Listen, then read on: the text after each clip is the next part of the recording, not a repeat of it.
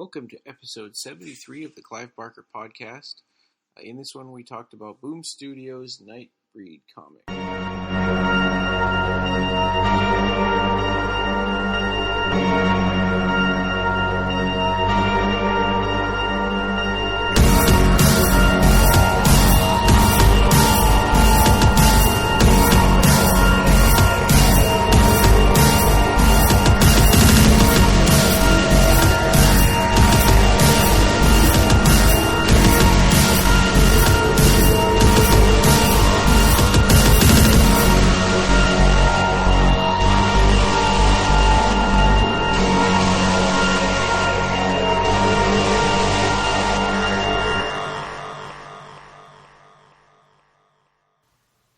Welcome to episode 73 cast. We're Ryan and Jose. Hi. Hey. Hi, guys. So we'll start out with news. There's not a whole lot of news this time, so it'll go kind of quickly. But the movie Leviathan, the story of Hellraiser and Hellbound Hellraiser 2, has got a T-shirt that you can buy. Yeah, it looks really amazing. The artist that made the design for this T-shirt is the same artist that's been doing all the artwork for the Leviathan project. So it looks really nice. And obviously they're in fundraising mode. Because our next story is that they've started a Kickstarter to get the movie going. Yeah, and I haven't checked it in a while to see where it's at, and I haven't contributed yet, but I plan to. Well, right now they have pledged 1,226 pounds of a 12,000-pound goal. With 32 days. 40 days to start with, right? Yeah. Mm-hmm. Yeah. So it's going well. I mean, obviously there's a lot of people who, try to pitch in at the last time when they realize, the project really has a chance of becoming a reality. Yeah. So now I'm going to pitch in and help to get that final, whatever, $200 or something. Jump in right now. I think let's see. There was one. I think was it 50 pounds, where you can get a copy of the movie, and you get a shout out on Twitter and Facebook, and a 12 by 18 poster. Yeah. And a copy of the movie on DVD when it's released. Yeah. Yeah. So I think that's what I'm going to do. Probably is the 50 pounds at some point. So let me see. The one that you actually get a screen credit will be the 100 pounds or more. It says here you'll pledge 100 pounds or more, and you'll get a shout-out on Twitter, thanks on our website and Facebook page, a roll 12 by 18 poster of the final Leviathan DVD cover designed by legendary K-poster artist Graham Humphreys, and a copy of Leviathan on DVD when it's released, signed by the writers and producers, makeup artists Jeff Portis and Roy Puttifoot, and one of the Cenobites, either Barbie Wilde, Nicholas Vince, or Simon Banford, autographs only, not personalized. So, yeah. It's funny, though. I just can imagine sitting there watching the credits trying to find your name. Like, have you seen one of the Lord of the Rings extended editions where they have, like, all the fan club members at the end? And it goes on for, like, 10, 15 minutes of just names. Yeah, like Lord of the Rings stuff, and then there was like Tolkien.com fan website credits, and then there was like this huge like 4 columns of names. But your name will actually just go on the documentary if you pledge 200 or more. Which says right here that a thank you with your name featured on the documentary closing credits. $70 or something like that in US dollars. 200 pounds? No, No. It's the other way around. Oh yeah, you're way off. It's 300. It's 338.90 US dollars. Yeah. The pound is. Yeah, because I was just thinking, 50 pounds is probably like $80. Like 1 pound is worth $1.7. Okay. That's how you go. Yeah. Anyway, but still, I know it's a little costly, but someone's going to get that because someone wants to get their like name Lord on of the Rings because there won't be that many names on there. Yeah. Right. Yeah. I mean, for example, right now the 200 backers, there's 0 backers, and there's going to be limited 20. Oh well, there you go. So not 15 minutes of 4 columns of names, like. Yeah. Right. Or yeah. So I mean, this is a project worth supporting because these guys have done interviews with over 25 people who were involved with the Hellraiser 1 and 2. They were, shot in Cricklewood and Pinewood. And it's just, I mean, it's going to be the documentary that was missing for the major horror franchises of the 80s. I mean, you have, the one for Freddy Krueger and, Nightmare on Elm Street. You have a documentary that's like 4 hours for like Jason and, Friday the 13th. You have a documentary of like 3 hours for some other like Halloween franchise. And you didn't have like a documentary that goes really in depth on the franchise of Hellraiser. And, at least these guys will cover the best 2 movies of it. Yeah. So support these guys because they need some help to not only make this a reality but also make it a physical reality because this way, people are going to be able to get a copy of the movie, and that's awesome. And I think that £12,000 is like what, $18,000-$20,000. That seems pretty. Frugal. I mean, it's not like they're daydreaming or, they're looking to make a huge amount of money on this. It seems like they did all this work already and they're trying to get enough money to finish to do the post-production. That's what it feels like. Yeah. Well, ultimately the completion of this documentary means that they really want to share this with every other fan out there. Otherwise they would be like, well, thank you. We had interviews with like 25 people. Now we get to watch these interviews whenever we want. So, and thanks, good job. But no, they want to go on and make a huge 4-hour documentary and share with the fans and say, hey, you guys want to check out the interviews we did with these guys? Here it is. It's a documentary that, it's like, it's just fandom. It's just love of the franchise. It's just love of Hellraiser right here. Yeah, and this is a huge project. It's not like some kind of little thing that you would see on a Hellraiser DVD. It's like a 3-4 hour movie. And still they're producing it with an indie budget, out of their own pockets, and they're just asking for a little help to make it a reality so everybody else that wants to can watch it. So, it's a labor of love. So, that was, I think that's it for the news, and I need to go grab my comic because our main topic is the new Nightbreed comic that just came out by Boom Studios. So there's only one issue. We're probably going to spoil stuff because we're just talking about one short issue of this comic and kind of our overall impressions and our hopes and what we'd like to see, our impressions compared to the old Nightbreed comics and that kind of stuff. So I'm going to go grab. Yeah, I'm going to go grab it really quick. Yeah. Alrighty.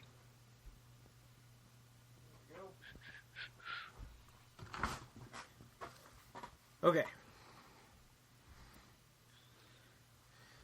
So, is the artist by, is it Peter Kowalski? Yeah. So Clive Barker's Nightbreed #1. It's been released by Boom Studios in the last week of May. So it's written by Mark Andreyko and with art by Piotr Kowalski. And also, if you want to go for it, I mean, it's colorist Juan Manuel Tumburus and letterer Ed Dukeshire. So there's 3 covers. Okay, there's 3 covers for this because Boom Studios is big into the whole alternate cover thing. So they have 3 covers. Cover A is by Riley Rossmo. Cover B is by an artist called Christopher Mitten. And cover C is a picture you may have seen out there. It's by Mike Mignola, who has created Hellboy and, has a bunch of, and that's also on the Nightbreed Genesis, project, which is the first 4 issues of the old Nightbreed comic. That same cover is on there. Exactly. So this, I have the cover with the old man with the staff. I guess that's Lylesburg. Yeah, that's the same cover I have. I have, I don't know what cover this is. It looks like maybe cover A. Riley, I think. I think that's the most common. It's the only one I could find. Yeah. Yeah. So, it's the only one my comic book store had. I mean, when I went there, they only... Oops, sorry. Got a message. Live recording. But yeah, when I went there, it was the only one they had. So I picked up the last one. So I don't know. If you guys want to get a copy, go to your comic book store. Don't wait, because this has been out for like, you may end 3 up weeks having to now. Special Almost. order it from Boom Studios, or if you don't get it now. I've read where some people or said they're going to comic book store. Yeah, and then they'll forget about it. Wait for a trade paperback, but there's no guarantee that that's going to happen. You never know when comic books are going to start and stop, and how successful they'll be. Well, sure. Yeah, I mean, for the first few issues, you know almost for sure that they're going to have a trade paperback edition. But Nightbreed is going to last for a long time. I mean, it's Nightbreed. I mean, it's not a crazy new project, even though in some ways it is a crazy new project.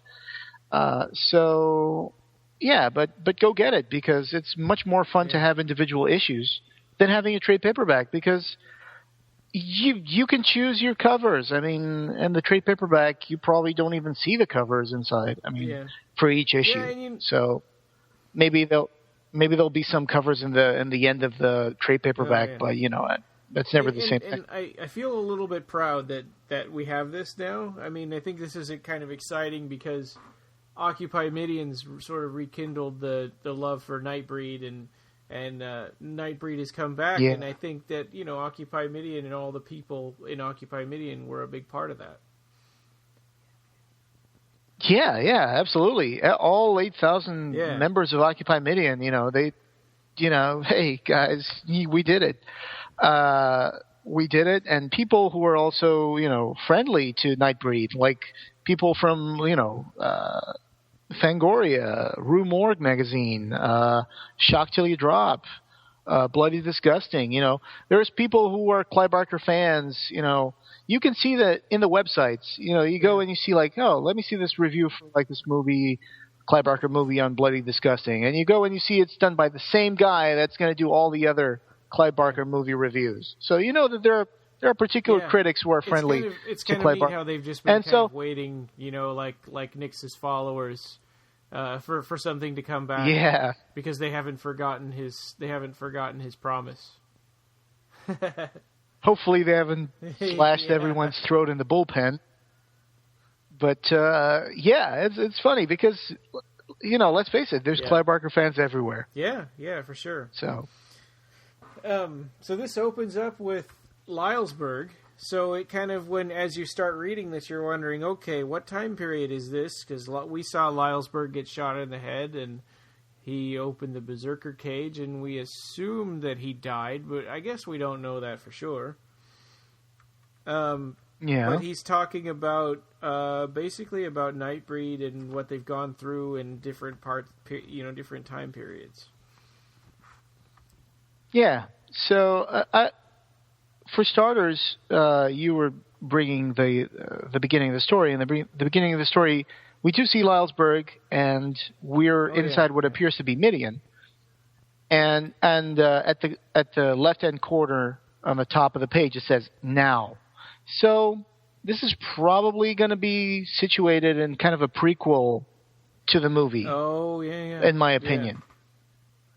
Because this looks like Midian to me, and Lylesburg is still here, and it says true. now. I don't think anybody could go down inside of Midian the way it is after. Yeah, it's easy to miss that. It's easy to miss where it says now because it's right at the. You just pointed it out. Yeah.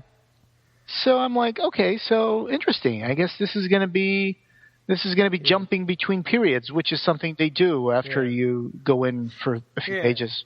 So he's telling basically two stories, which confused me a little bit, and I think it confused, and we'll get into that a little bit later, but I think it really confused some other people. So he's the first story we're in 1857, outside Lacombe, Louisiana. Mm-hmm. Yep. And sure enough, it looks to me. I'm not an expert in American history because I'm not American, but it seems to me like it would be called a lynching. Yeah, well, I don't. They may not be a lynching exactly. I think that they're escaped slaves, so they may not be. You know, just for the economical reasons, they may not be. You know, wanting to lynch them, but sure. In 1857, well, actually, okay. 1857. So kind of late for slavery, isn't it? Yeah, maybe you're right. I don't know. I have no idea. Yeah. Anyway, it's a bunch of guys with torches chasing what appears to be a black couple. So something happened, and of course they're being chased, and they're running through the swamp. And you know, it's always great to see great characters come back, and I think they really went the extra mile to do the reveal of Peliquin properly. Because first you see just a shape, you know, like a body shape. Then you see like the eyes. Then you see like the mouth, and then you see a little bit in the face in shadows. But you know what's coming. I mean, you know it's going to be Peliquin. Well, and interesting. What's interesting here is what would be typical is that he would jump out and kill all those guys that are chasing them. But that's not what happens. I mean, not exactly. Yeah, he I guess, you know, and he bites the lady that's one of this couple that are just trying to escape with their lives. Yeah, it gives me the idea that Peliquin was acting a little bit kind of like a werewolf, where he's just like on the prowl for something. And it turns out that the one prey that he catches is the same prey that's being hunted by another mob. So he kind of disappears a little bit, takes his chances. Yeah, and her husband calls him a devil, which I guess you can't really blame him. And he swings a tree branch at Peliquin, and so then Peliquin punches him away, and then all this mob shows up. Yeah, but although this seems like it's going to be one of those by the numbers sequences, it's not going to be a by the numbers sequence because they jump cut through different time periods in this comic book a few times. I don't know exactly why. I don't know what kind of relevancy with the story that they show us first is going to have with the story that they show us after in the next sequence in this book. Yeah. Yeah. So far, the only thing linking the two scenes is that it features two characters that are Nightbreed. So I'm guessing there's going to be some kind of plot or subplot going on here that's going to link these stories together. Each of these two characters, and then maybe next time they'll show back. Well, I don't know. Peliquin's got a story. Well, there are stories for these that seem like they need to be finished. Yeah. Yeah, yeah. So then it goes to Boston, Massachusetts, April 1945, and it opens with Harold, who is a politician. I think, is he a mayor? Well, he's definitely a politician or someone who's running for some kind of like public office. But and so they jump from 1857 or something to 1945. Which should be like April 1945, which should be just at the end of the World War II. I think that's when Hitler committed suicide, was sometime in April of 45, I think. I don't know. But, so I think it's a senator. I think you're right. So he acts like, I can't go out drinking with all you guys. I got to go home and get to work because I have to get up early. But what he actually does is goes to visit a brothel. Yeah. So it's one of those, rich people, very discreet, brothel ran by a madam. And so she says, well, hey, good evening, Senator. What would you like? And so he's like going through it, and of course, if you were familiar with the Nightbreed Chronicles, which was that book with photography by Murray Close, you kind of knew what was coming because Clive Barker penned these little backstories for each of the characters, and I think that was the thing that was not present during the production of Nightbreed, as we confirmed with several of the actors like Simon Bamford and Nicholas Fitz. Clive Barker didn't really have a very defined nature for each of the breed because they were mostly also designed by Image Animation, and then a lot of the non-essential, non-principal characters, they were pretty much just Image Animation coming up with these different, designs and just putting them out there in the background. It didn't seem like there was really time to go into the backstory for all the characters then. Yeah. Yeah. So it was really nice when this book came out and we realized that there were creatures in this book that we haven't even seen properly in the movie. Yeah, there's that couple, I forgot their names. I don't have my Nightbreed Chronicles here, but there's a couple of farmers who were transformed by a meteorite. They look like potatoes. I never saw those. I never detected any trace of those in the movie. They're probably in the background of some scene out of focus somewhere. And you got backstories for characters like that. Yeah, it's that's awesome. Gorgeous. And then you have the cool characters. Every Nightbreed fan should get it, although I hate to say that because of Nightbreed fever, it's expensive on eBay. It was always kind of expensive. The last time I saw it was $15. Well, actually, yeah, you're right. I'm thinking about the making of the film. That one's always expensive on Amazon. That one's always I've seen people trying to charge you $140 for the book. Yeah, probably because it's an import here.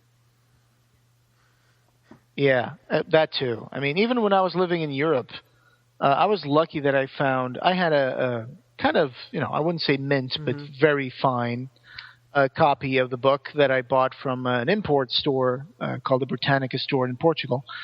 And so that one I always kept pretty much immaculate, I mean, apart from reading it. And I later got one version in the good old days, just before Occupy Midian started. Or right at the beginning when Occupy Midian started, where I got myself a copy that I thought, well, I'll just get another copy that I can just carry around with me and, read wherever I want without worrying that it's going to break the spine or whatever. Get an old beat-up copy of it so that I don't have the feeling that I need to tiptoe when I'm using it. That's pretty cool. I still need to get the making of Nightbreed. I don't have that one. Yeah, I found one for just a handful of pounds in the Amazon UK. And I was like, oh, that's great. Just £3 or £4. And I immediately bought a copy. It was an ex-library, but it came already wrapped in that kind of protective vinyl cover. Yeah. Oh, man, I wish you have to let me know where you get those things because I love them. I wanted 20 years ago, and I just still have a big stack of them. Yeah. Right. I think we discussed this before on the podcast. I'll see how many I have left. I might be able to send you some. It's fine. It's okay. But I was just curious to know what would the modern, the modern item. Yeah. Where is it for sale? You probably could find it. But I bought them at a bookstore that doesn't exist anymore. So we were mentioning these books because if you've read them, then you know what was coming for the Shunasasi segment, and that's a spoiler. And these ladies are all climbing all over, or all hanging all over the senator guy, and she's like, no, the madam's like, no, you know that he's here for someone special, and we all, of course, we know who that's going to be. I mean, obviously it's Shunasasi. Yeah. And I'm not going to say it, but obviously if you've read the Nightbreed Chronicles, you also know that senator is going to have some kind of thing happen to him, but, Oh. Or maybe not. Maybe they decide to not go that way in the comic book, So then before he actually sees Shunasasi, then we're back again to the Pelican and the 1845, or 18... Is it 1845? 18 something. 1850 something? Anyway. I don't know. 1857. Yeah. Louisiana. Okay. So. Yeah. And I've Googled Lacombe, Louisiana. I Googled it when I was working on my review. Yeah, and I came across it. And I was just trying to determine if there was actually a population on Lacombe, Louisiana at this date, or if it was just orchards. But no, there were definitely people living there at the time. 1857. So yeah. But I tried to look up slavery or stuff like that, and so came these up. guys, so it looks like they were standing around, sort of debating what to do with the guy, that, and the guy they were chasing, and then all of a sudden, his wife jumps out, and she's got pointing teeth and white eyes, and so she says she's going to kill them for what we can imagine as hunting them. She transformed a lot faster than Boone. Yeah. Than Boone. Yeah. And one of the things they mentioned in the Nightbreed Chronicles for the backstory of Pelican is that, in no other breed does the spirit of the Nightbreed, the spirit of the tribes of the moon burn as bright as in the tribe of the Qualm, which is the tribe of Pelican. So, I don't know how that's supposed to work, but definitely he did the same to her as he did to Boone. He bit her on the soft side of her neck, and apparently she just took a few minutes, a couple of minutes at best, to turn, which is weird. It is weird, because Boone was, all night in the morgue before, Yeah. And I prefer to think that something like that would, change you slowly from the inside out. And it would take its time and not be something that I bit you. Oh, okay, well, now you're my thrall. How the vampires change in From Dusk Till Dawn. They, turn their head back and turn it away, and they've got a different face. Or kind of he's doing to humans what vampires do to their vampire thralls, which is they can bring them back and hypnotize them and tell them to do their bidding. Right, and Boone was never... But there was never even a hint that Boone had to do anything Pelican said. After they got bitten, they really didn't even talk to each other.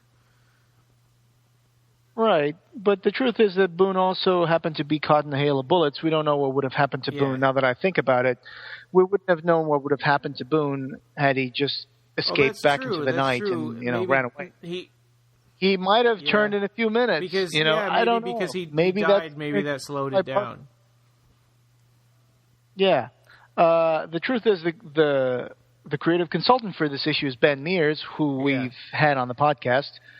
And Ben Mears, of course, is working across the desk from Mark Miller at Seraphin, and he's also working on typing down the edited version of the Scarlet Gospel. So obviously he's in touch with Clive. I'm sure Clive is trickling down these ideas, and it's make it so when Pelican bites someone, it turns them in a matter of minutes, because that's what I always wanted it to be, or something. Well, and it's not like there aren't inconsistencies or difficult things to explain in Nightbreed anyway. So.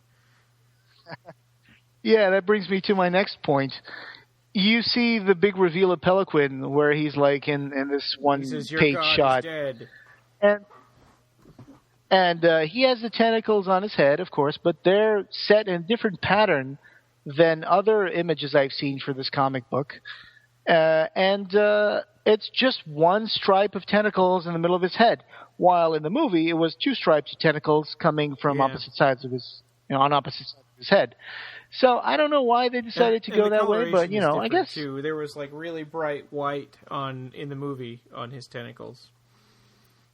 Yeah.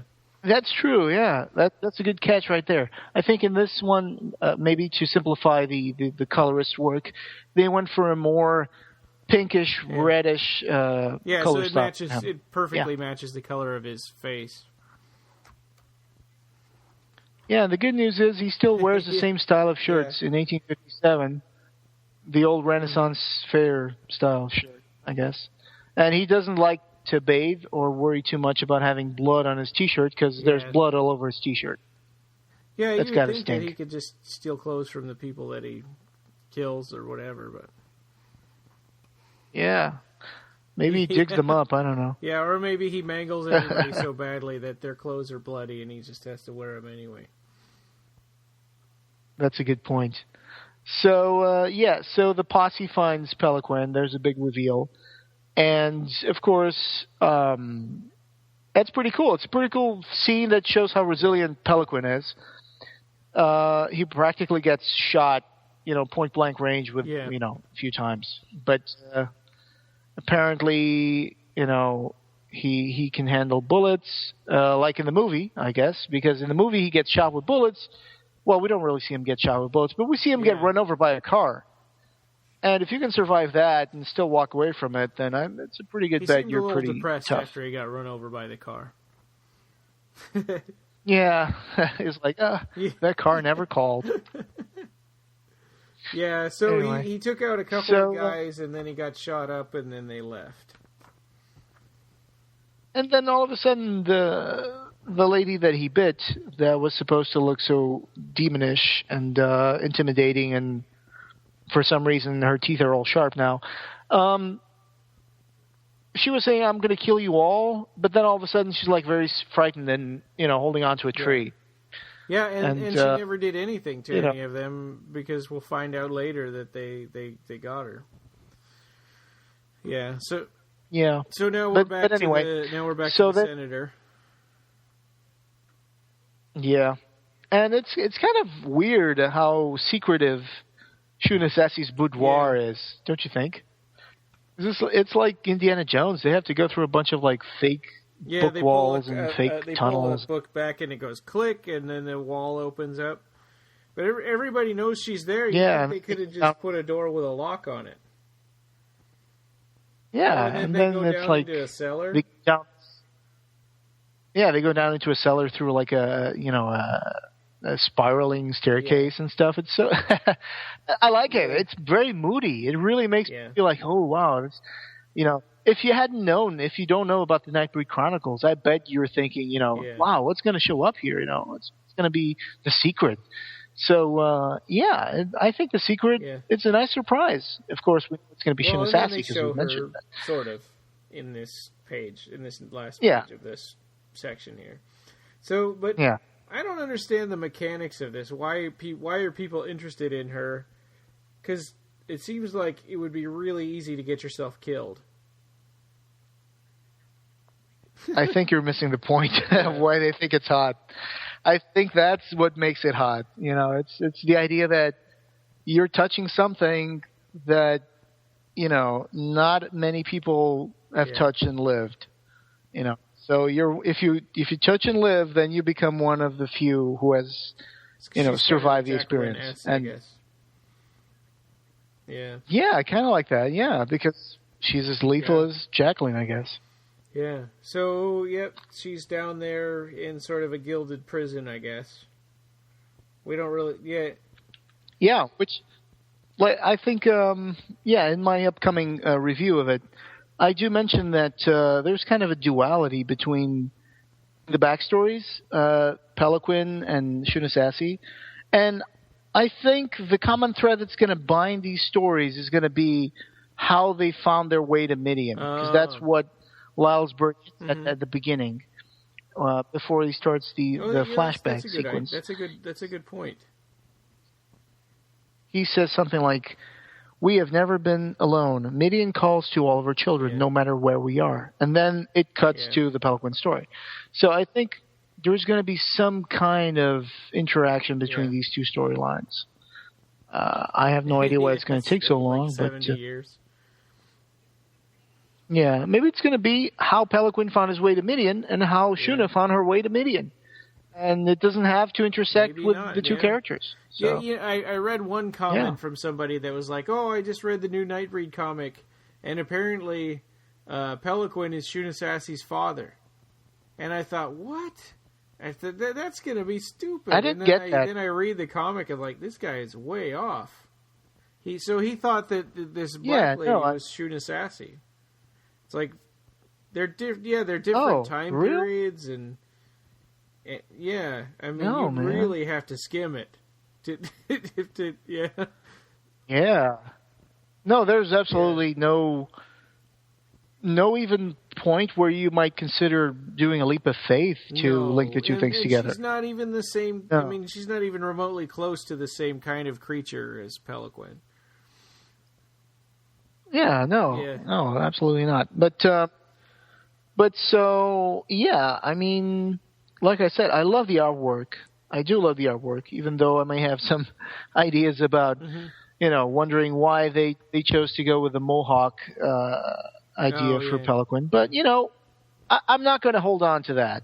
I'm not going to hold on to that because the comic version is amazing. The comic version is very well designed. I miss, like you said, the white part in the tentacles, the dreads.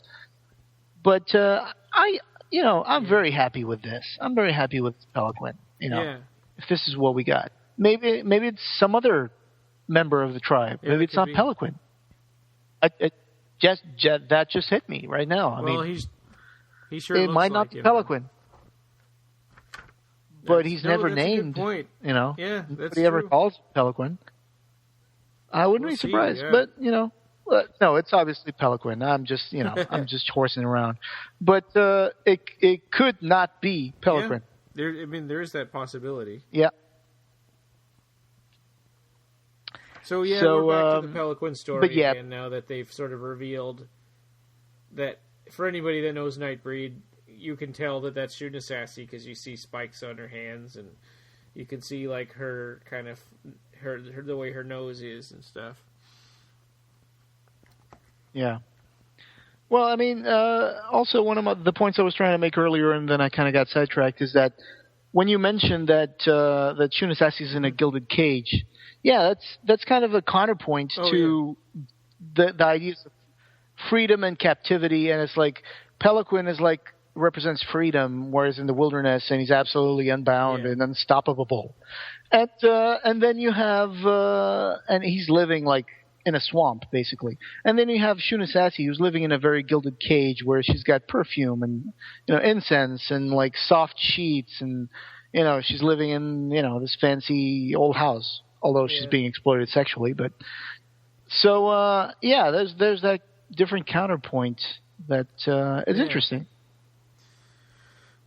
Yeah, so we're back to the Pelican story again, and he's reviving because he'd been shot up so much.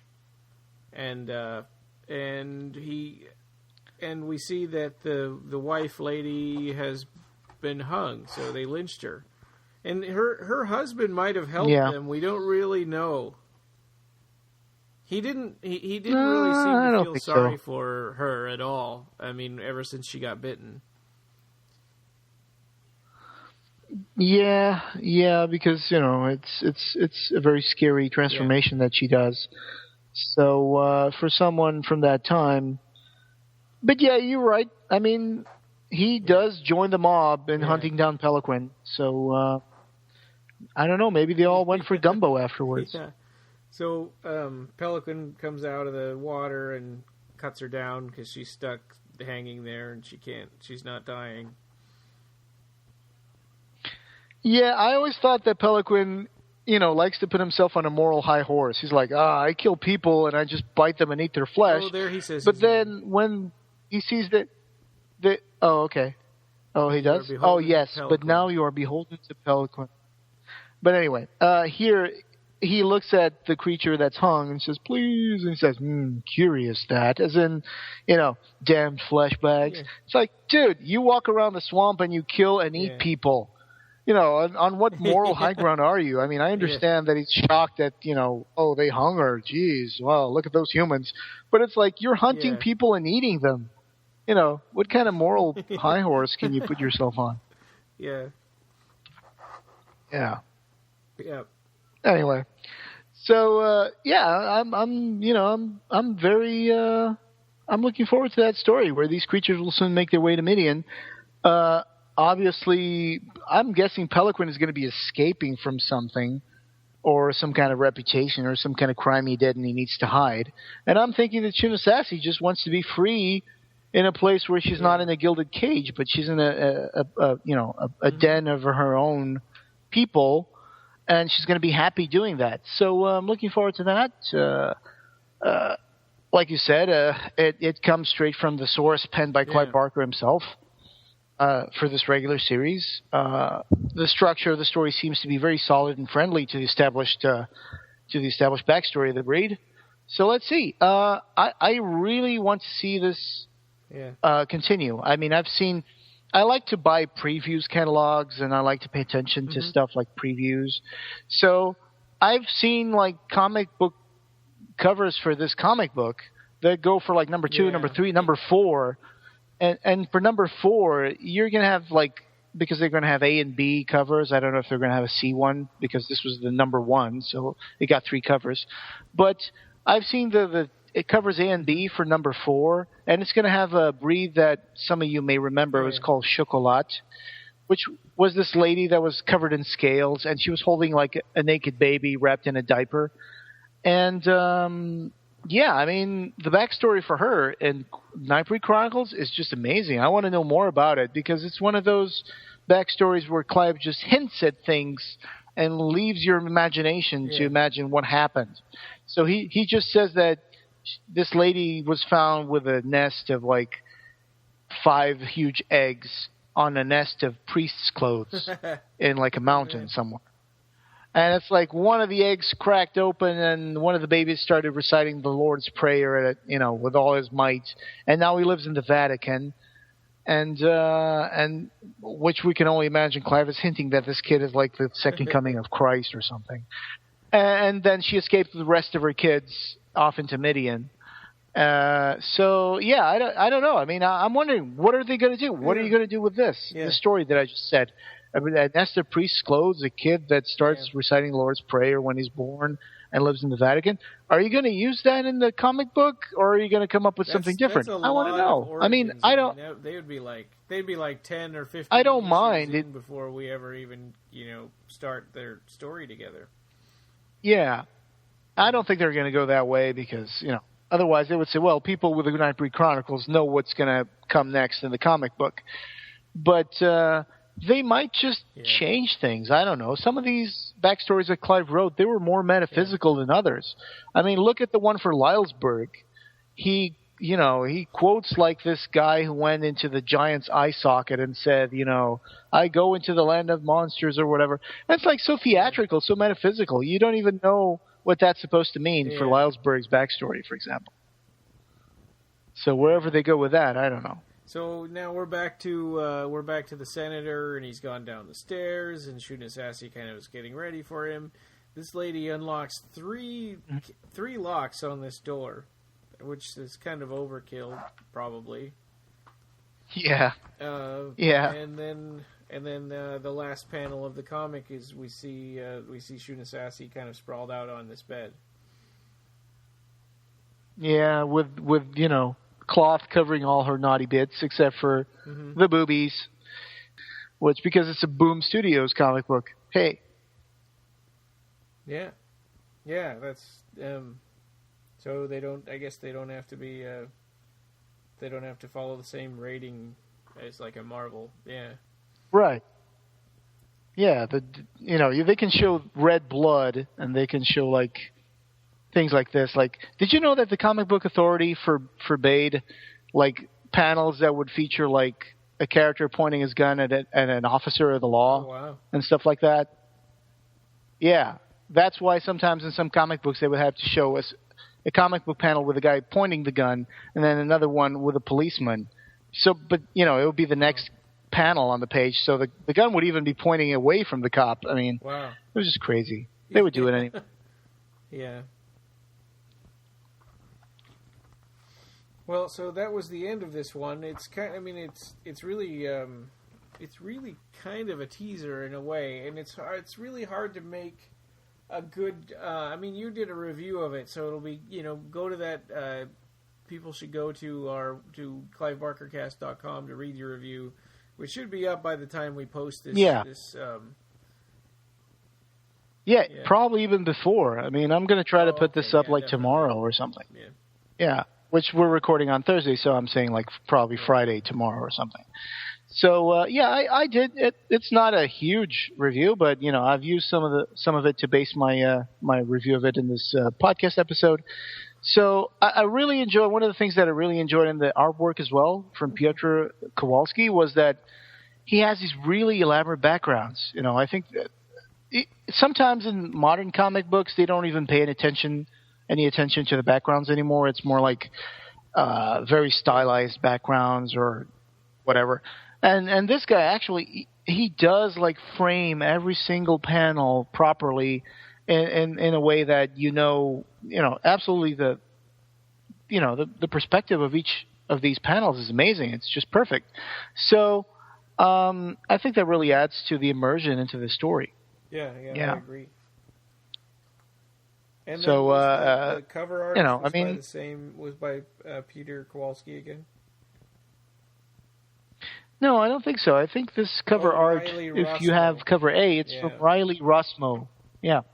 Right. So I'm really looking forward to see what comes out of this. I mean, the only thing, if I can complain about anything, is that the writers, and I mean this in a good way. I don't want Mark and Draco to get mad at me, but it's like the writers are starting to narrow down more and more the time frame of what happens on every single comic book. Because, I mean, if it's not because sometimes, like in some Hellraiser comics, which just happened, there's very little dialogue, but there's there's a lot of one-page splashes or two-page splashes. Which makes it read really fast. Yeah. And this one, you kind of read it really fast, but it's like really intense for a bit. But it's still just a little fraction of the story, and we know that's just a tiny little fraction, because it's like basically the senator, all he does is say to his friends, "Hey, bye, catch you tomorrow," and then he gets into his car. Next panel, he's going into this brothel. He's going down the stairs, and the lady opens the door, that's like issue. 20 minutes. Yeah. And that's the only thing. It's like it's so intense, it's so rich and packed, and there's so much going on in each panel. And the artwork is so amazing, and the writing is also very, very cinematic. But then you get that thing like, oh, I got to, continue the story next month, which is, I think, why some people take the approach of buying the trade edition, because that way you can just buy it and read the whole thing, or read at least a good chunk of the story at a time. So, that's the only complaint about buying monthly comics, is that you have to wait another month to continue the story. Yeah, I agree. Yeah, so I guess the jury's still out. It's hard to give this a grade, or did you put a review? Are you going to put a review score on your review? Not really, but I would say if I had to grade this comic book, I would grade it very, very highly. I would grade it like for number one. I think this is really interesting. It introduces very interesting characters. It provides them with very, visual rich backstories, and the coloring is amazing in this comic book. I mean, just look at the colors. Don't get fooled by the cover if it's cover A, because cover A is more like sepia tone and white. But the inside of the comic book is just so colorful. Every single page is so vibrating. I would give it a very high mark, like in the 90s, 90%. I'm hooked.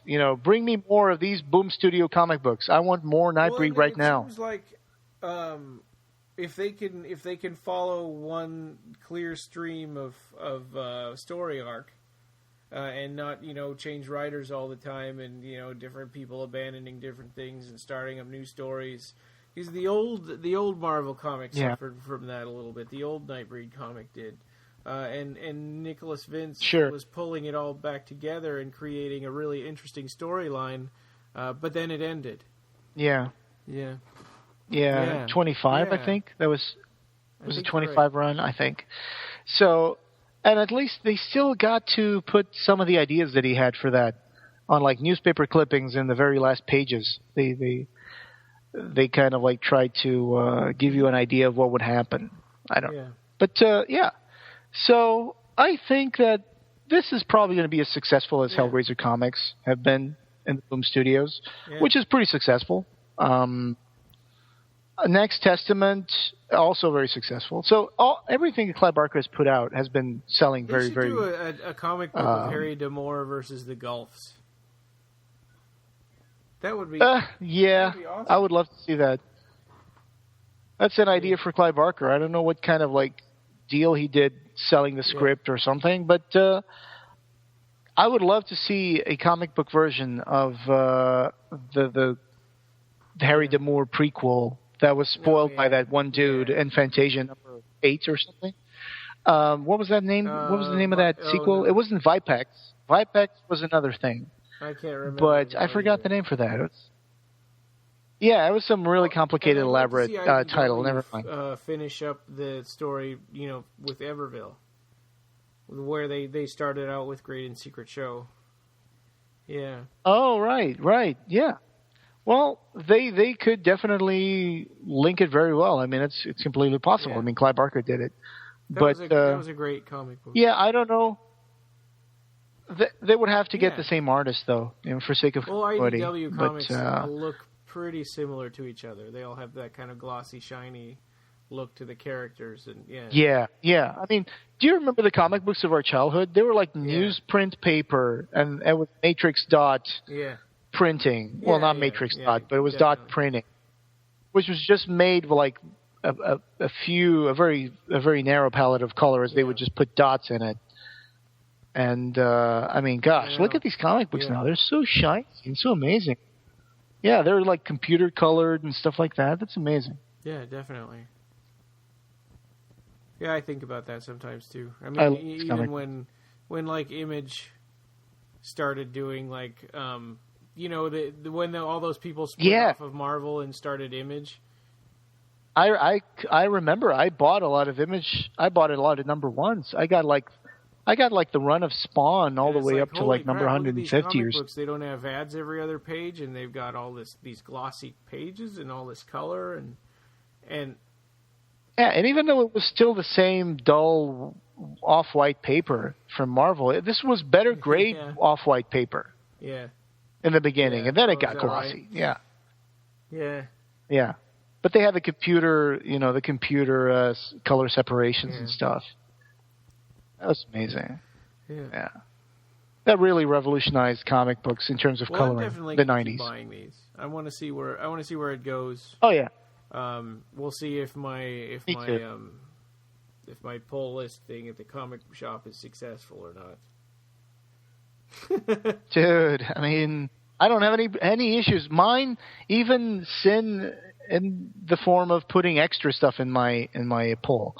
I mean, I've discovered things like spin-off from regular show comic books from Boom or whatever. And it's like they put the spin-off in my comic book file. I was like, oh, this also is coming out. Oh, great, I'm going to get it too. So yeah, but if you go on comicbookresources.com, there is an article that we'll add to the show notes of Mark Andreyko shines light on Clive Barker's Nightbreed, which is an interview that he did for TJ Deitch. So in this interview, he claims that he's been bugging people about Nightbreed for 3 years. So he's wanting to be in this project for like 3 years. He's a fan. He's a total fan. So they ask him, what was it about Cabal that drew you in when you first read it? And he says, monsters, monsters, monsters. The novel creates such an elaborate world with so much history and so many characters. I feel like a kid in a candy store. I've been waiting for this opportunity for 25 years. I feel like a kid who's been asked to the adult table at Thanksgiving for the first time. So he's definitely very enthusiastic about his writing of this comic book. And I think he's doing an excellent work. Yeah, me too. All right. Yeah. Well, I guess we've kind of come to the end.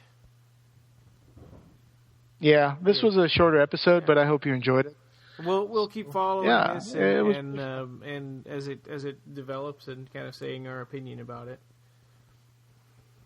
It's wonderful to see the rekindling of Nightbreed and knowing that we played a little part in it, as every other fan who is buying these comics and is going to buy the upcoming director's cut of Nightbreed in October of this year. So it just warms the heart, to see other creative stuff come out of this, what we thought to be a mummified body of the Nightbreed, and it's like sprouting new life. And, there's going to be, I think, some surprises with the director's cut of Nightbreed. So so can't wait for that. Yeah, stay tuned. So I just edited this, and it sounds weird, like the audio was mixed funny, because it sounds like Jose and I were interrupting each other all the time, and I don't remember it sounding quite like that in person. So anyway, bandwidth for this episode was provided by Kip Jankowski.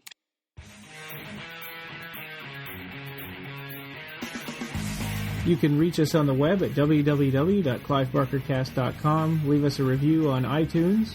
We're on Podomatic, Xbox Music Store, TuneIn Radio, Stitcher, Doubletwist, Blackberry, and Pocketcast. Like our page on Facebook and join the Occupy Midian group. On Twitter, we're at BarkerCast and at Occupy Midian. The forum is www.clivebarkerfans.com/forum. Opening theme by Colin Lacativa.